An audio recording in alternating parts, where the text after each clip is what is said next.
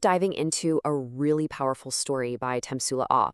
It's called The Pot Maker. And let me tell you, it's a tale all about passion, family, and that sometimes really tough journey of finding your own way. A journey that, well, it ends in both triumph and tragedy. So right from the get-go, we get to the heart of the story. You see this young girl, her name's Sentila, and she is just desperately trying to master this craft. But look at her mother's gaze. It's silent, it's critical, and you can just feel how her efforts are crumbling under that pressure. I mean, this one image, it just captures this whole world of frustration and expectation, doesn't it?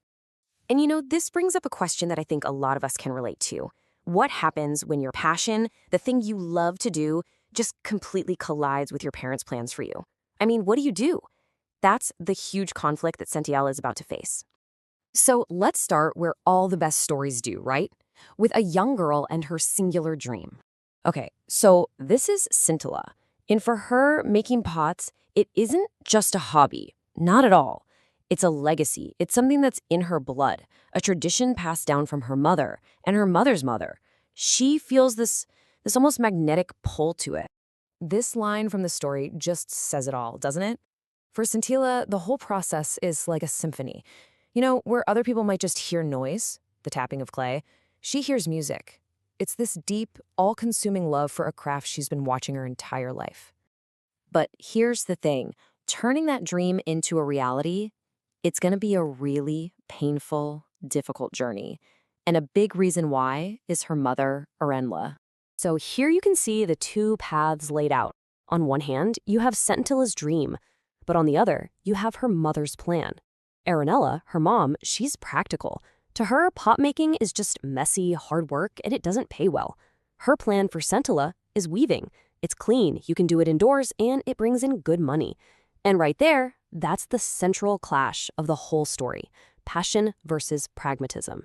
So Sentila has spent her entire childhood just watching, yeah? Absorbing every single detail of this really complex process.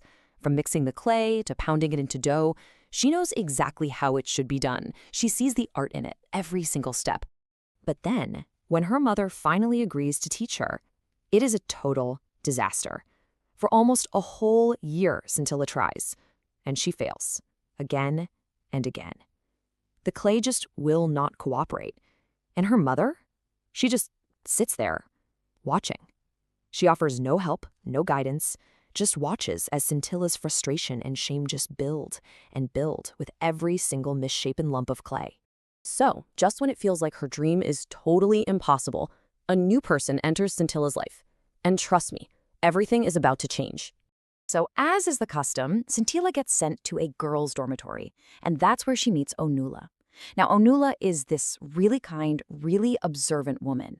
She's heard the stories about the tension between Sentila and her mother, and she decides she's going to do something to help. So one evening, Onula secretly watches Sentila practicing, and she sees it right away. She sees the one thing her mother either couldn't see or maybe wouldn't see. Sentila is just too tense. All that anxiety, that fear of failing, it's making her hands stiff. And because of that, the clay is literally resisting her touch. And with these simple, gentle words, Onula gives Sentila something she has never gotten from her own mother: encouragement, a promise of help. You can almost feel the tension in the whole story just start to melt away in this moment. And you know what? It works. With Onula's patient guidance, Sentila's hands finally relax. And she does it. She shapes a beautiful pot. And it's not even really about the pot, is it? It's about that feeling of success, that feeling of finally gaining a confidence that had been totally crushed for so long.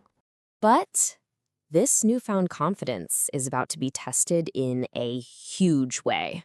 We're heading into the most dramatic and honestly the most heartbreaking moment of the entire story.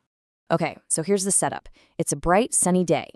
Arenla says she has a headache. She finishes her batch of pots and then tells Sentila to take over while she goes to lie down. And just like that, for the very first time, she leaves Sentila all alone in the workshed. And in that moment, being left alone, everything changes.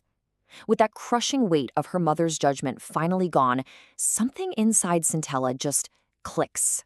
She starts working with this rhythm, the skills she never even knew she had. Her hands are just moving in perfect coordination. And she produces a whole batch of pots, and they're so flawless, you literally cannot tell them apart from her mother's. She's done it. She's finally done it.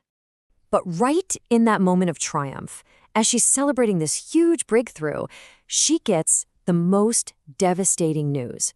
While she was in the workshed, finally mastering the craft, her mother, Arenla, passed away. Just think about that. Her greatest success arrived at the exact same moment as her greatest loss. And this is Sentila's cry, and it is just heartbreaking. It's full of guilt and confusion because she feels like her newfound skill somehow caused this, that by finally succeeding, she somehow replaced her mother. It's such a profoundly bittersweet, tragic moment.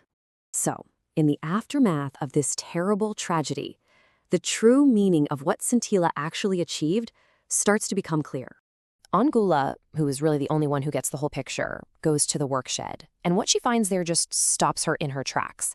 Lining the floor are not one, but two perfect, identical rows of pots. And she knows, instantly, this couldn't have been done by just one person. And these pots, they become the resolution of the whole story. They're this incredible, powerful symbol. It's like the passing of a torch, right? A tradition handed down from mother to daughter, even through death. They're just sitting there, this silent testament that the legacy is going to continue. And you realize, in that moment of tragic triumph, the tradition wasn't broken at all. It was reborn. A new potmaker was born. Sentila hadn't replaced her mother. No, she had become her successor. So, in the end, the potmaker is about so much more than just shaping clay, isn't it? It's a story about what a patient teacher can do, about the power of holding on to your dreams no matter what, and about the really beautiful and sometimes complicated ways that traditions get passed from one generation to the next. And that kind of leaves us with one last thing to think about. I want you to think about your own life for a second. The skills that have been passed down in your family and the dreams you have for yourself. How do those two things, your passion and your legacy, how do they come together to shape the person you're becoming?